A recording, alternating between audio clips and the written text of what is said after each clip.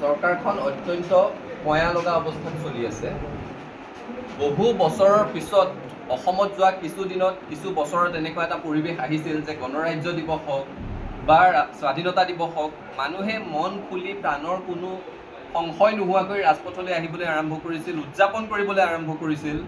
কিন্তু এইবাৰ যেতিয়া ২৫টাকৈ বোমা সংস্থাপন কৰিছোঁ বুলি এটা সংগঠনে ঘোষণা কৰিব পৰা হৈছে, তাৰপিছত আৰু গৃহ বিভাগটো কিমান ফুপুলাকৈ চলি আছে, কিমান পয়া লগাকৈ চলি আছে, তাৰ বেলেগ কোনো ব্যাখ্যা নালাগে।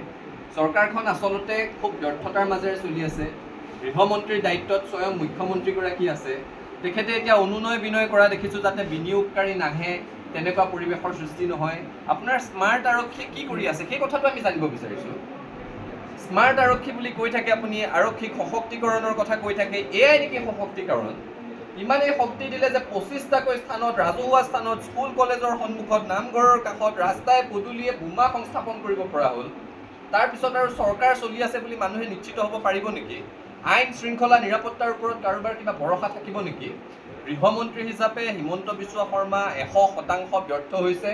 এই ব্যৰ্থতাৰ দায়িত্ব তেওঁ স্বীকাৰ কৰিব লাগে। তেওঁকতো কোনেও খেদি দিব নোৱাৰে। তেওঁ নিজে নৈতিক দায়িত্ব স্বীকাৰ কৰি এই পদ ত্যাগ কৰিব লাগে। গৃহমন্ত্ৰীৰ পদৰ পৰা তেওঁ পদত্যাগ কৰিব লাগে আৰু তেওঁ সেই লজ্জাবোধ স্বীকাৰ কৰি পদত্যাগ কৰিবৰ কাৰণে আমি দাবী জনাইছোঁ।